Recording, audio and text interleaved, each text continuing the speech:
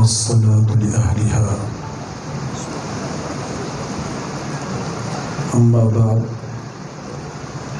فأعوذ بالله من الشيطان الرجيم. بسم الله الرحمن الرحيم. وبشر المؤمنين بأن لهم من الله فضلا كبيرا. صدق الله العظيم وصدق رسوله النبي الكريم،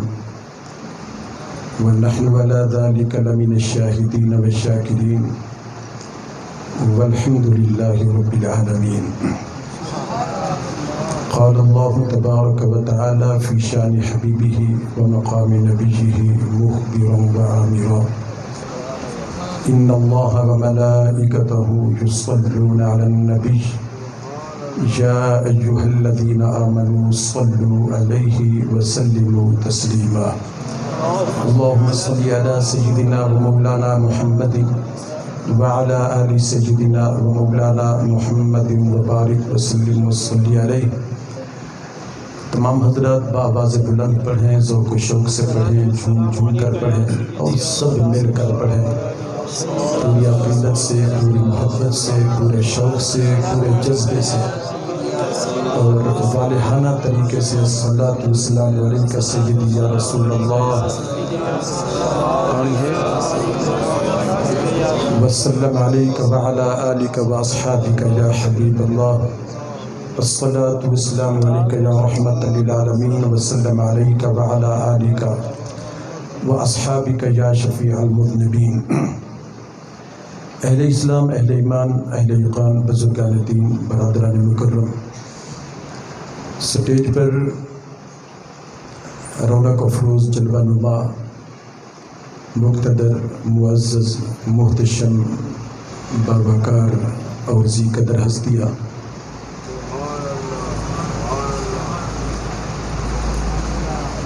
اور عظیم الشان جامعہ اور جامع مسجد کے صحن و احاطہ کے اندر دور و نزدیک سے، قرب و جوار سے ایک پوری عقیدت اور محبت سے سرشار ہو کر صرف اور صرف ذکر محبوب مکرم صلی اللہ علیہ وآلہ وسلم کی سماعتوں کا شرف حاصل کرنے کے لیے جمع ہونے والے، شریک ہونے والے معزز و محترم اہل ایمان، اہل اسلام، یکم ربیع الاول سے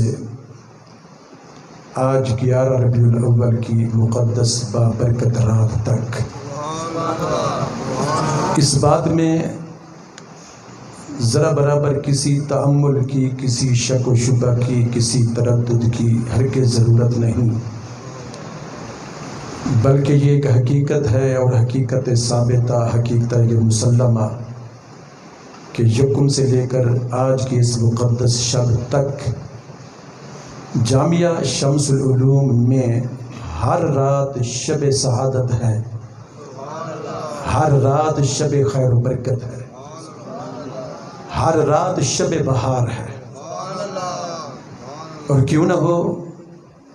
کہ ابتدا سے لے کر اس وقت تک باقاعدگی سے اور باضابطہ طور پر اور پورے ایک ڈسپلن کے ساتھ، نظم و ضبط کے ساتھ اور ایک حسن کارکردگی کے ساتھ محافل میلاد مصطفیٰ صلی اللہ علیہ وآلہ وسلم کا ایک خصوصیت کے ساتھ ہر سال کی طرح امسال بھی یہ ایک اہتمام ہو رہا ہے. تو یقیناً لائق ستائش اور قابل مبارکباد ہیں اس جامعہ کے پورے تمام منتظمین، محتممین، معاونین، مدرسین، علماء، مشائخ، اور ان کے ساتھ ساتھ یہ مہمانان مصطفیٰ صلی اللہ علیہ وسلم جو مختلف درجات اور مختلف شعبوں میں پڑھنے والے، علم و تعلیم کے زیور سے آراستہ ہونے والے اور تاجدار کائنات امام الانبیاء صلی اللہ علیہ وسلم کی سنت و شریعت کی پاسداری اور حفاظت کا دم بھرنے والے، سبھی لائق مبارکباد اور قابل ستائش ہے، لہٰذا اس بات پر میں سب کو صمیم قلب سے مبارکباد پیش کرتا ہوں۔ اور یکم ربیع الاول سے لے کر آج کی مقدس شب تک ان مختلف محافل کے اندر ہر رات کی ایک نسبت سے ایک خاص موضوع، مناسبت اور عنوان سے دیے گئے ٹائٹل اور سبجیکٹ کے مطابق علماء مستند اور جید آتے ہیں اور تقریباً 1 گھنٹہ آپ سب کی ہر طرح کی تشنگی کو دور کرتے ہیں۔ اللہ رب العزت ہمارے علماء اہل سنت کا سایہ ہم سب پر دراز فرمائے۔ میں بطور خاص مفتی محمد ریاض حسین سعیدی صاحب اور پروفیسر انجینئر عرفان منظور صاحب، اور جیسا کہ ان کے بزرگ ہمارے بھی بزرگ تشریف فرما ہے، اور میرے بھائی برادر مکرم مولانا مفتی عارف صاحب، قاری محمد عدنان صاحب، اور ابھی مجھ سے پہلے قاری اسد خورشید سعیدی صاحب بہت خوبصورت انداز میں تلاوت کلام پاک فرما رہے تھے۔ بجائے اس کے کہ میں اپنی مرضی سے یا اپنی خواہش سے یا اپنے مزاج کے مطابق موضوع کے لیے کوئی بھی آیے کریمہ تلاوت کرتا، لیکن میں نے مناسب سمجھا کہ جن آیات کریمہ کی تلاوت قاری اسد خورشید صاحب نے کی ہے، انہی تلاوت کردہ آیات میں سے چند نکات بطور موضوع اور بطور سبجیکٹ کے پیش کر دوں۔ اور انہوں نے جہاں پہ اختتام فرمایا ہے وَبَشِّرِ الْمُؤْمِنِينَ بِأَنَّ لَهُم مِّنَ اللَّهِ فَضْلًا كَبِيرًا، میں اس کو افتتاح کے طور پر اور آغاز کے طور پر لے رہا ہوں، لیکن چونکہ یہ ماہ ربیع الاول ہے، حضور اکرم صلی اللہ علیہ وآلہ وسلم کی ولادت باسعادت کی پر نور پر مسرت گھڑیاں ہیں،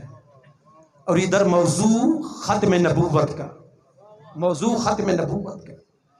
اور یہ ایک ریلیٹو موضوع بھی ہے۔ آپ میں سے کسی شخص کو حیران اور ششدر نہیں ہونا چاہیے کہ جب ولادت باسعادت کی پر نور گھڑیاں ہیں تو ذکر میلاد ہی مناسب لگتا ہے۔ اس میں کوئی شک و شبہ نہیں کہ ذکر میلاد، ذکر ولادت یا آقا علیہ الصلوۃ والسلام کی ولادت باسعادت سے متعلق اسی نیت سے تعلق رکھنے والا کوئی بھی موضوع ہوتا، یہ حق بات ہے کہ یہ ختم نبوت کا موضوع بھی حضور اکرم صلی اللہ علیہ وسلم کی ولادت باسعادت سے ایک گہرا تعلق رکھتا ہے اور بہت بڑی ایک مناسبت ہے۔ اور میں یوں عرض کرنا چاہوں گا کہ زیادہ علمی اور دقیق مسائل اور اس بات کے اندر نہیں جاؤں گا۔ میں سمجھتا ہوں کہ یہاں پہ علماء حضرات بھی موجود ہیں، مدرسین بھی موجود ہیں، اور ان کے سامنے کچھ گفتگو کرنا سورج کو چراغ اور دیا دکھلانے کے مترادف، لیکن میری حیثیت تو وہ چراغ اور دیا کی بھی نہیں ہے، من آنم کے من دانم، یہ تو ان کی عنایت ہے کہ رخ ان کا ادھر ہے، ورنہ میں کہاں تھا ان کی، ان سب کی اس دین کے قابل،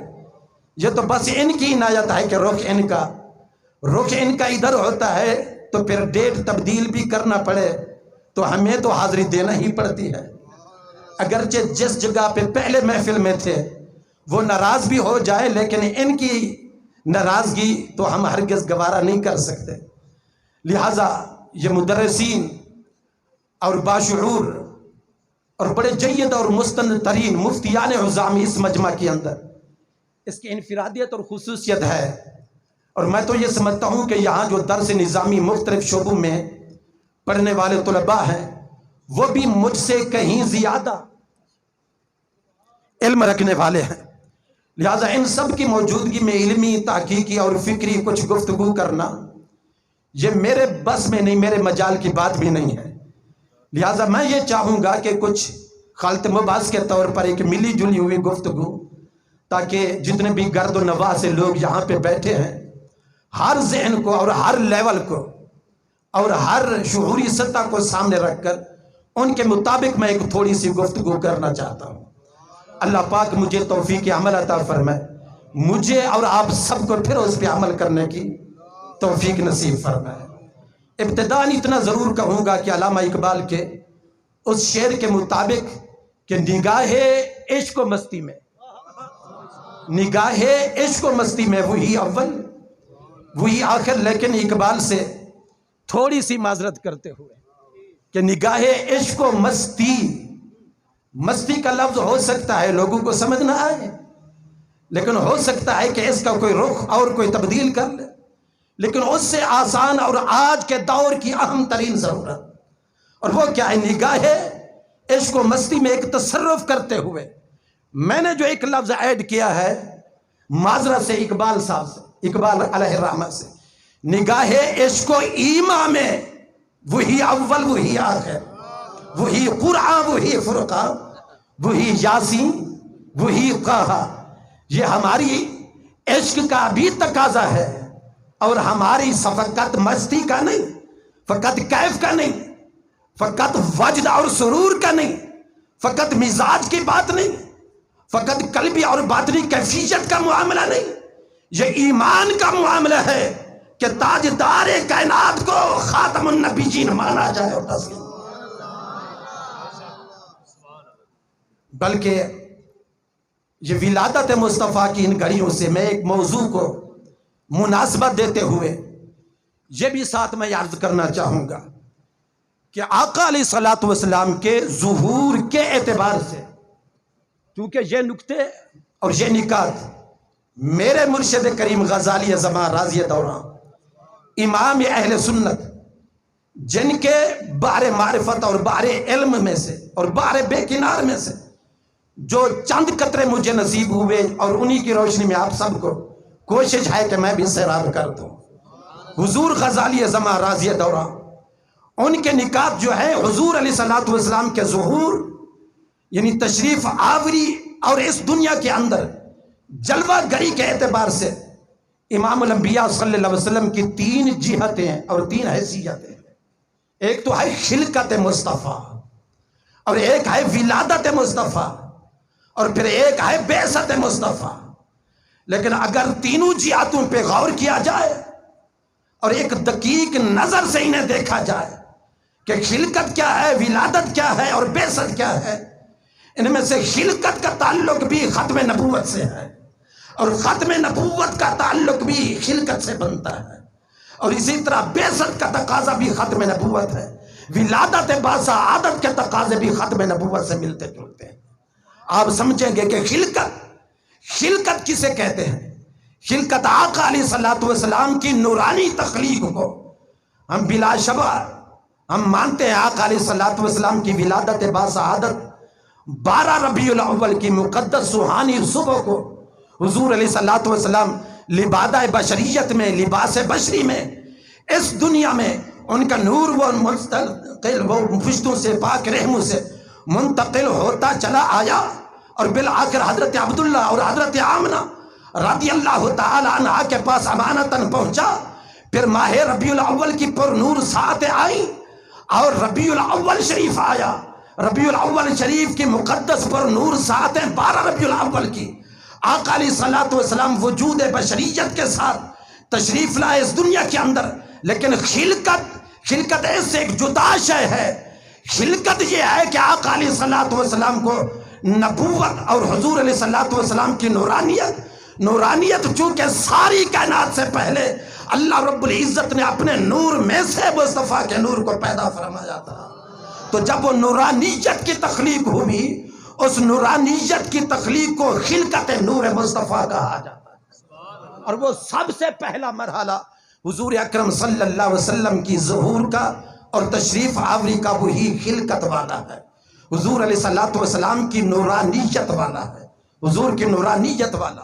اور یہاں پہ میں نے عرض کیا کہ میں نے ایک مطابقت اور ایک مناسبت دینی ہے حضور علیہ الصلوۃ والسلام کی خلقت سے بھی اور ختم نبوت سے بھی۔ یہاں پہ بھی الحمدللہ تعالی علماء کی ایک کثیر تعداد موجود ہے اور پورے مجمع کے اندر موجود ہے، تو ان کی موجودگی کا ایک فائدہ اٹھاتے ہوئے، اور فائدہ اس طور پر کہ اگر میں کوئی غلطی کروں گا یا بھولوں گا تو یہ ضرور میری اصلاح کریں گے، اور اگر حق اور سچ کہوں گا تو وہ تصدیق کریں گے، تائید کریں گے۔ تو اسی امید پر میں ایک جملہ عرض کر رہا ہوں، اور وہ یہ ہے کہ آپ نے پڑھا بھی ہے، آپ نے سنا بھی ہے، علماء کرام سے تقاریر کے ذریعے آپ کے ذہن اور دل و دماغ کے اندر یہ بات راسخ ہو چکی ہے کہ اس بات کے اندر کسی شک اور تردد کی گنجائش نہیں کہ واقعتاً اور حقیقتاً سب سے پہلے، ساری کائنات سے پہلے قرآن کے مطابق اور متعدد اور متواتر احادیث طیبہ کے مطابق، بالخصوص حضرت جابر والی وہ معروف حدیث، اور اس کے مطابق اللہ رب العزت نے نور مصطفیٰ کو ساری کائنات کے ایک ایک ذرے سے بھی پہلے، زمین سے پہلے، آسمان سے پہلے، ستاروں سے پہلے، سیاروں سے پہلے، سورج سے پہلے، چاند سے پہلے، نباتات سے پہلے، جمادات سے پہلے، جن و انس سے پہلے، حجر و شجر سے پہلے، ہر فرد سے پہلے اللہ رب العزت نے اپنے نبی کے نور کو اپنے نور میں سے پیدا فرمایا۔ اور یہ متعدد احادیث ہیں، ان کا ایک خلاصہ آپ سب کے سامنے رکھ رہا ہوں، اور وہ یہ ہے حضرت ابو ہریرہ رضی اللہ تعالی عنہ سے، حضرت میسرہ رضی اللہ تعالی عنہ سے، ان سے ایک روایت، معروف روایت، اور وہ کون سی کہ جب انہوں نے پوچھا، حضور علیہ الصلوۃ والسلام کی بارگاہ میں حاضر ہوئے، صحابہ کرام موجود ہیں، پوچھا یا رسول اللہ صلی اللہ علیہ وسلم متى وجبت لک النبوۃ، یہ معروف الفاظ ہے، میں اس میں سے کچھ اور عرض کرنا چاہتا ہوں۔ متى وجبت لک النبوۃ، یا رسول اللہ صلی اللہ علیہ وسلم ارشاد فرمائیے کہ آپ کو نبوت کب ملی، کب لازم ہوئی۔ متى وجبت لک النبوۃ، عام طور پر آپ نے اکثر و بیشتر سنا ہے حضور علیہ الصلوۃ والسلام کی یہ حدیث، لیکن یہاں پہ میں یہ عرض کرنا چاہوں گا کہ فقط متى وجبت کے الفاظ بھی نہیں ہیں، متواتر اور متعدد احادیث کے اندر متى کنت نبیا، یہ بھی حدیث ہے حضور علیہ السلام، متى کتبت نبیا، یہ بھی حدیث ہے، متى جعلت نبیا، یہ بھی حدیث ہے، متى اخذ میثاقک، یہ بھی حدیث ہے، یعنی مختلف انداز ہے، حتیٰ کہ متى استنبئت نبیا، یا رسول اللہ، یعنی سب کا خلاصہ یہ ہے، پوچھا گیا یا رسول اللہ نبوت آپ کو کب ملی، نبوت آپ کو کب ملی۔ اب یہ جو پوچھنے والے صحابہ ہیں، حضور علیہ الصلوۃ والسلام کی خلوت و جلوت کی ساری گھڑیاں انہوں نے دیکھی ہوئی تھی، اور انہیں واضح طور پر معلوم تھا کہ تاجدار کائنات امام الانبیاء صلی اللہ علیہ وسلم نے اپنی نبوت کا اعلان 40 سال کے بعد غار حرا سے باہر آ کر اپنی نبوت کا اعلان فرمایا ہے 41ویں سال کے سٹارٹ میں، لیکن سمجھ نہیں آتی بظاہر عقلوں میں، یہ بات نہیں آتی سمجھ میں کہ جب انہیں علم ہے کہ حضور علیہ الصلوۃ والسلام نے 41ویں سال کے آغاز میں کوہ صفا پر سب کو جمع کر کے اپنی نبوت کا، اپنی رسالت کا اعلان باضابطہ طور پر فرما دیا ہے، تو اب بار دیگر یہ سوال کرنے کی بظاہر ضرورت نہیں لگتی، ضرورت محسوس نہیں ہوتی کہ جب انہیں علم ہے کہ حضور نے خود نبوت کا اعلان فرمایا، پھر کیوں پوچھتے ہیں۔ اور بطور خاص سیدنا ابو ہریرہ رضی اللہ تعالیٰ عنہ جب وہ پوچھ رہے ہیں تو وہ تو 7 ہجری میں انہوں نے اسلام قبول کیا، 27 سال کی عمر تھی، کتنا عرصہ ہو چکا ہے، کتنا عرصہ ہو چکا ہے، اس کے بعد یعنی کئی سال گزر چکے حضور علیہ الصلوۃ والسلام کے اعلان نبوت کو، اور صحابہ شاہد ہیں اس بات کے کہ اعلان نبوت حضور علیہ الصلوۃ والسلام نے 41ویں سال کے آغاز کے اندر کیا، لیکن اس کے باوجود متعدد مواقع پر صحابہ جمع ہو کر بارگاہ مصطفیٰ صلی اللہ علیہ وسلم کے اندر حاضر ہو کر جب یہ پوچھ رہے ہیں یا رسول اللہ متى وجبت لک النبوۃ، متى کنت نبیا، متى جعلت نبیا، متى کتبت نبیا، یا رسول اللہ یہ ارشاد فرمائے کہ آپ کو نبوت ملی کب تھی، اور رہا یہ اعلان کہ آپ نے اعلان تو ہمارے سامنے کیا، ہمیں معلوم ہے، ہمیں خبر ہے، لیکن اس بات کا ہمیں علم نہیں کہ نبوت ملی کب تھی۔ تو آقا علیہ الصلوۃ والسلام نے وہاں ارشاد فرمایا میرے غلاموں، واقعتاً حقیقت یہ ہے کہ تمہیں میرے اعلان نبوت کی خبر ہے، لیکن منصب نبوت باضابطہ طور پر کب اللہ رب العزت نے عطا فرمایا اس کی تمہیں خبر نہیں۔ لیکن اور میں تمہیں تاریخ کا تعین کر کے بھی نہیں بتا سکتا کہ وہ مہینہ کون سا تھا، سال کون سا تھا، وقت کون سا تھا، گھڑی کون سی تھی، اس لیے کہ نہ گھڑی تھی نہ وقت تھا، اور وقت کا تعین جن چیزوں سے بنتا ہے نہ وہ سورج تھا نہ وہ چاند تھا، لہذا فقط تمہیں سمجھانے کے لیے اتنا میں بتا رہا ہوں کہ وَآدَمُ بَيْنَ الرُّوحِ وَالْجَسَدِ، کہ اگر جاننا ہی چاہتے ہو کہ نبوت کب ملی تو پھر سن لو کہ آدم روح اور جسد کے درمیان تھے۔ لیکن میں جو پوائنٹ عرض کر رہا ہوں وہ اس سے بھی آگے ہے، اور وہ دوسری حدیث ہے، اس میں حضور علیہ الصلوۃ والسلام نے ارشاد فرمایا کہ انی عند اللہ وفی روایت انی عبد اللہ، عند اللہ کے الفاظ بھی ہیں مفتی صاحب کی بلا، اور انی عبد اللہ کے الفاظ بھی ہیں، لیکن اگلا لفظ وہ مشترکہ ہے، مکتوب اللہ کے ہاں، یا پہلا معنی میں اللہ کا بندہ ہوں، مکتوب لکھ دیا گیا تھا، لکھ دیا گیا تھا، اور انی عند اللہ اللہ کے نزدیک لکھ دیا گیا تھا کس بات کو، کہ وہ آدم بین الروح والجسد، کہ آدم روح اور جسد کے درمیان تھے، لیکن ساتھ ایک اور جملہ ایڈ فرما کر آقا علیہ الصلوۃ والسلام نے ارشاد فرمایا وَأَنَا خَاتَمُ النَّبِيِّينَ وَإِنَّ آدَمَ لَمُنْجَدِلٌ فِي طِينَتِهِ، فقط یہ نہیں کہ مجھے نبوت مل چکی تھی بلکہ تاجدار ختم نبوت کا وصف اور لقب وہ بھی مجھے عطا ہو چکا تھا۔ کب؟ کس وقت کی بات ہے کہ جب حضرت آدم علیہ السلام ابھی مٹی اور پانی کے درمیان تھے اور ان کا وہ گارا ابھی تیار ہو رہا تھا، وہ میٹیریل ان کا اپنے ایک مرحلے کے اندر تھا، میٹیریل ان کا حضرت آدم کا، اور اس وقت بھی میں خاتم النبیین بن چکا تھا۔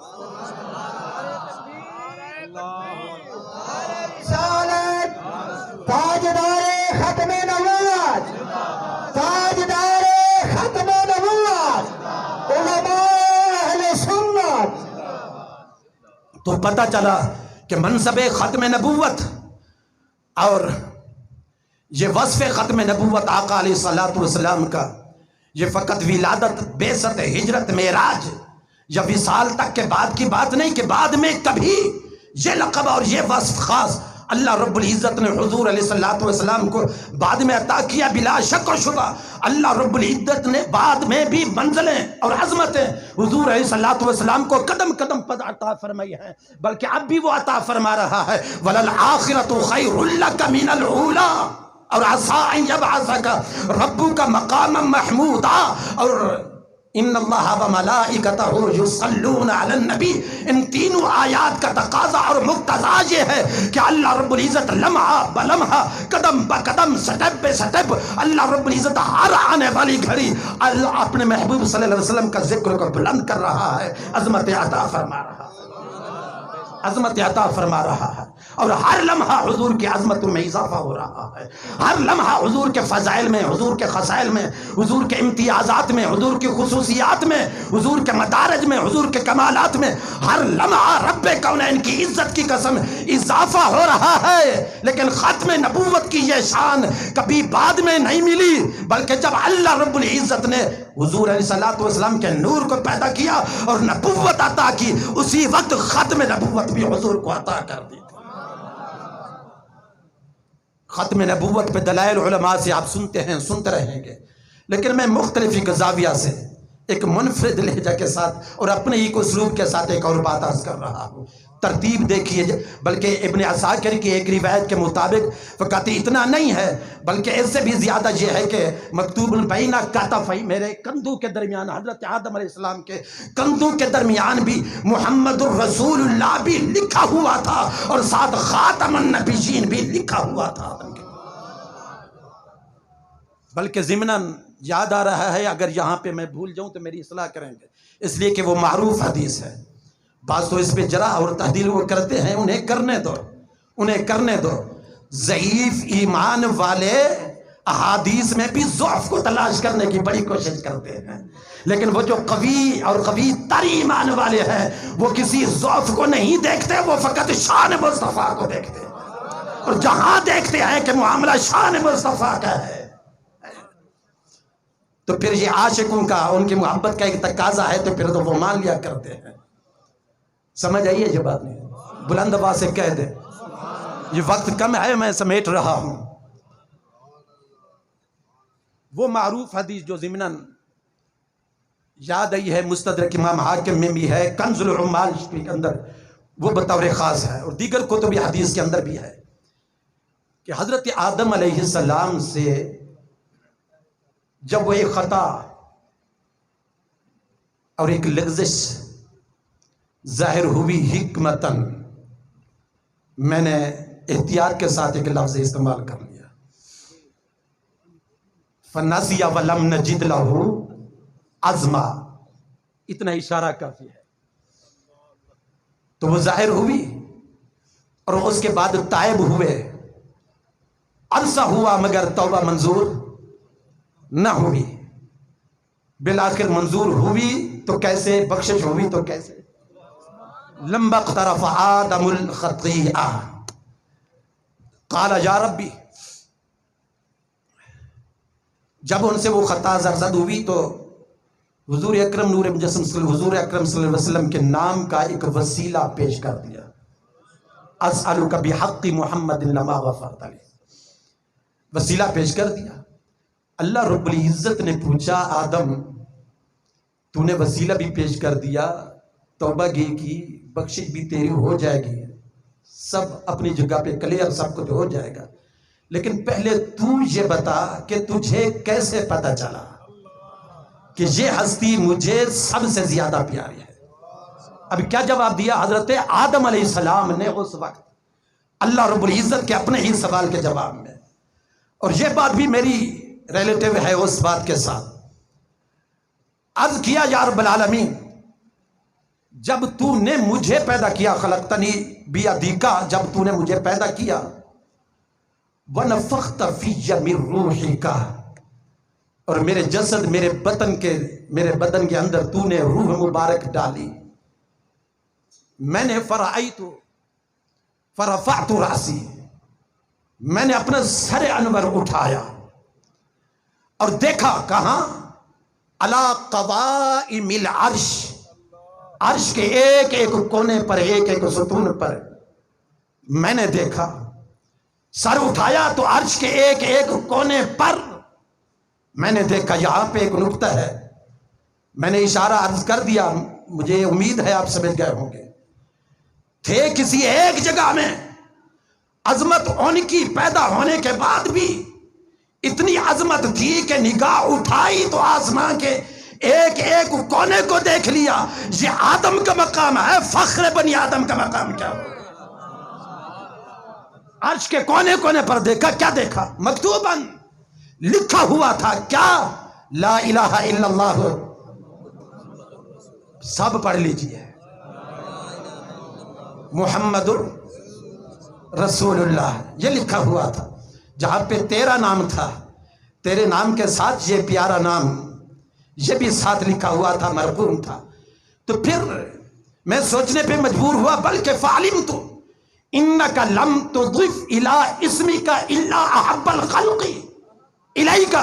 میں جان گیا، مجھے یقین ہو گیا، باور ہو گیا کہ پروردگار عالم،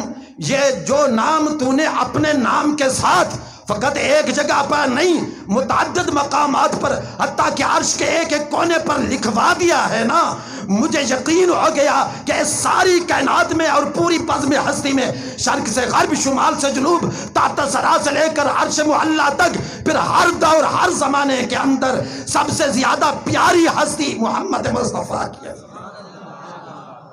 سو میں نے یہ وسیلہ پیش کر دیا۔ اگلی بات میں یہاں پہ زیادہ اس کی مزید شرح اور وضاحت نہیں کرنا چاہتا، بہت مختصر اور جامع انداز میں لے رہا ہوں۔ اللہ رب العزت نے رد نہیں فرمایا، تردید نہیں فرمائی، بلکہ تصدیق فرمائی اور فرمایا صدقتا یا آدم، اے آدم تو نے سچ کہا، لیکن بات فقط اتنی نہیں، بات اس سے بھی آگے ہے، اس سے بھی آگے ہے۔ جب تو نے ان کے وسیلے سے دعا مانگی، غفرت لکا، میں نے بخش دیا، توبہ قبول ہو گئی، فبیا سب کچھ ہو گیا، ڈن ہو گیا، لیکن اگلی بات سن، اور وہ کیا ہے؟ فرمایا یہ بھی سن لے، وَلَوْلَاهُ لَمَا خَلَقْتُكَ، اگر وہ نہ ہوتے تو تیرا وجود بھی نہ ہوتا، اگر وہ نہ ہوتے تو بھی نہ ہوتا۔ تو اس کا مطلب یہ ہوا کہ تیرا وجود بھی محمد عربی صلی اللہ علیہ وسلم کی اس نورانی تخلیق کا صدقہ ہے۔ اس کا صدقہ ہے. لیکن بات یہاں پہ بھی ختم نہیں ہوتی. امام طبرانی نے اس کے اندر آگے تھوڑے سے الفاظ ایڈ کیے اور وہ بھی حق ہے. اور انہوں نے جو الفاظ ایڈ کیے وہ کون سے تھے؟ انہوں نے کہا کہ وہ صرف اتنی بات نہیں کہ اگر وہ نہ ہوتے تو تجھے پیدا نہ کرتا، بلکہ اس سے اگلی بات یہ ہے کہ وَهُوَ آخِرُ الْأَنْبِيَاءِ مِنْ ذُرِّيَّتِكَ، بجائے اس کے کہ آدم کے ذہن کے اندر، دل دماغ کے اندر کوئی سوال پیدا ہوتا اور سوال کر بیٹھتے، پروردگار عالم وہ جن کے صدقے تو نے میری بخشش کی اور مجھے پیدا فرمایا، میں جاننا چاہتا ہوں کہ وہ کب آئے گا. تو اس کے سوال کرنے سے پہلے خود اللہ رب العزت نے باور کرا دیا کہ وہ ایسی ہستی ہے کہ ان کا نور سب سے پہلے پیدا فرمایا ہے. لیکن وہ آخر الانبیاء من ذریتک، تیری اولاد اور تیری ذریت میں سے سب سے آخر میں اسے بھیجوں گا.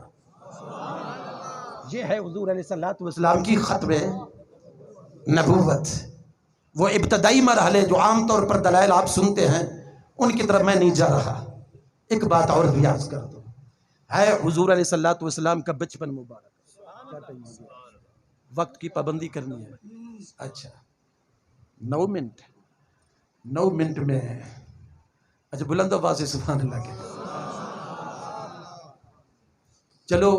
اس حدیث کو، اس روایت کو چھوڑ کر وہ لمبی ہو جائے گی. میں چاہتا ہوں کہ 9 منٹ میں 9 حدیثیں ہو جائیں، یا ایسی 2 حدیثیں ہو جائیں کہ جزوی طور پر کوئی ایسے جملے بیان کر سکوں کہ ہر جملہ حضور علیہ الصلوۃ والسلام کے ایک مستقل حدیث اور موضوع بن جائے. اور یہاں علماء بیٹھے ہیں، یہ میری رہنمائی کریں گے. یہ چونکہ وقت بالکل نازک اور حساس مرحلے پر پہنچ چکا ہے، اور چونکہ آپ کی عادت ہے، روٹین ہے، میں بھی نہیں چاہتا کہ اس میں تجاوز ہو ذرا برابر. اللہ رب العزت آپ سب کو جزائے خیر عطا فرمائے. حضور اکرم صلی اللہ علیہ وآلہ وسلم نے ارشاد فرمایا، فضلت علی الانبیاء بست. اللہ رب العزت نے باقی نبیوں پر برتری اور فضیلت دیتے ہوئے مجھے 6 انعامات اور 6 خاصیتیں اور خصوصیات اللہ رب العزت نے بطور خاص سپیشلی مجھے ہی عطا فرمائی ہے. مجھے ہی عطا فرمائی ہے، اور مجھ سے پہلے کسی اور نبی کو نہیں ملی. وہ 6، ان میں سے پہلی حضور علیہ الصلوۃ والسلام نے ارشاد فرمایا، اعطیت جوامع الکلم. ایک تو جوامع کلم، جامع کلمات. اور جامع کلمات کا بالکل آسان سا سمپل سا ایک مفہوم عرض کر دوں، یعنی ایسے کلمات بظاہر بالکل مختصر ہوں، تھوڑے سے الفاظ ہوں، چند حروف پہ مشتمل کلمے، لیکن معانی اور مفاہیم کے اعتبار سے ایک دریا ان کے اندر بنا ہو. ایسے الفاظ اور ایسے کلمات حضور علیہ الصلوۃ والسلام فرما رہے ہیں کہ صرف مجھے کو عطا فرمائے گا. جیسے آپ کہتے ہیں نا کہ کوزے کے اندر دریا کو بند، ایسے کئی دریا آقا علیہ الصلوۃ والسلام کے دامن کے ایک کوزے کے اندر خود اللہ رب العزت نے رکھ دیا ہے. ایک تو یہ فضیلت ہو گئی، اور دوسری ارشاد فرمایا یہ بابرکت آقا علیہ الصلوۃ والسلام کی زبان مبارک سے نکلے ہوئے وہ الفاظ، دنیا و ما فیہا کا کوئی ایسا موتی نہیں جو حضور علیہ الصلوۃ والسلام کے لفظوں کے موتی کا مقابلہ کر سکے. کوئی ایسی خوشبو نہیں جس کی خوشبو آقا علیہ الصلوۃ والسلام کے دانے مبارک سے نکلے ہوئے الفاظ سے زیادہ کوئی خوشبو ہے ہی نہیں. کوئی ایسی قیمت نہیں کہ جو ادا کی جا سکے. سب سے مقدس، سب سے خوشبودار، سب سے نفیس الفاظ وہ آقا علیہ الصلوۃ والسلام کے لبے اور زبان مبارک سے نکلے ہوئے. فرمایا وَنُصِرْتُ بِالرُّعْبِ، اور مجھے ایک رعب، ایک پریشر، ایک تسلط، ایک غلبہ، ایک اقتدار دیا گیا. بڑے بڑے شہنشاہ بھی میرا نام سن کر لرزہ بر اندام ہو جاتے ہیں، ڈرتے ہیں، اور ایک خوف ہراس ان پر طاری ہو جاتا ہے. حضور علیہ الصلوۃ والسلام کی شخصیت میں اللہ رب العزت نے کفار کے لیے، مشرکین کے لیے، منافقین کے لیے اور اعدائے دین کے لیے اتنا رعب اور پریشر آقا علیہ الصلوۃ والسلام کی شخصیت مبارکہ کے اندر رکھ دیا ہے. وَنُصِرْتُ بِالرُّعْبِ. اور اسی طرح آگے پھر تیسرا جملہ فرمایا وَأُحِلَّتْ لِيَ الْغَنَائِمُ، غنائم کے مال، غنیمتوں کے مال پہلے جو کسی امت کے لیے کسی نبی اور رسول کے لیے نہیں تھے، مگر اللہ رب العزت نے میرے لیے اور میری امت کے لیے غنائم کے مال کو احلت حلال فرما دیا ہے، حلال فرما دیا ہے۔ اور اس کے بعد ایک جملہ اور ہے، اور وہ چوتھا کون سا؟ فرمایا وَجُعِلَتْ لِيَ الْأَرْضُ طَهُورًا وَمَسْجِدًا۔ مجھ سے پہلے جتنے نبی آئے، ان کی جتنی امتیں آئیں، عبادت کرنے والے وہ بھی تھے اپنے انداز میں، عبادت کرنے والی وہ قومیں بھی تھیں اپنے انداز میں، اللہ کی بارگاہ کے اندر بندگی اور سر تسلیم سجود کے اندر خم کرنے والے اور بھی تھے، لیکن متعین مقامات تھے جہاں پہ عبادت کی جا سکتی تھی، بندگی کی جا سکتی تھی، سجدے کیے جا سکتے تھے۔ لیکن حضور علیہ السلام نے ارشاد فرمایا، جب میں نے اس بزم گیتی پر، اس دھرتی پر قدم رکھا، میرے قدم رکھنے کی دیر تھی کہ اللہ رب العزت نے شرق سے غرب، شمال سے جنوب تک پوری روح زمین کو میرے لیے پاک بھی بنا دیا اور میرے لیے مسجد بھی بنا دیا۔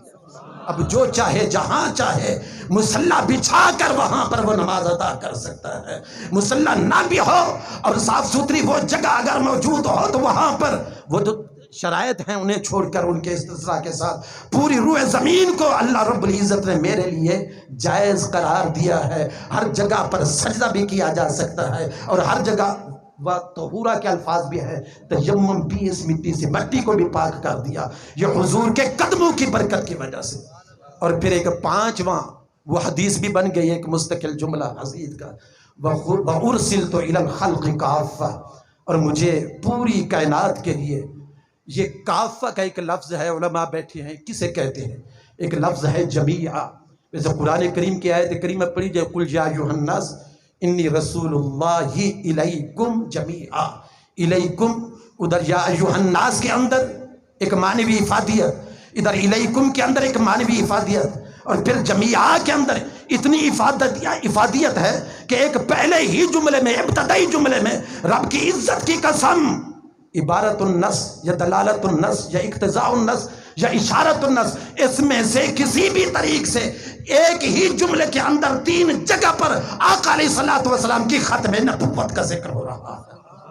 ادھر یہ حدیث پھر اسی آیہ کریمہ کی، اور وہ جو آیہ کریمہ قاری صاحب نے پڑھی ہے، ما کان محمد ابا احد من رجالکم ولکن رسول اللہ وخاتم النبیین، اور یہ جو آیہ کریمہ ہے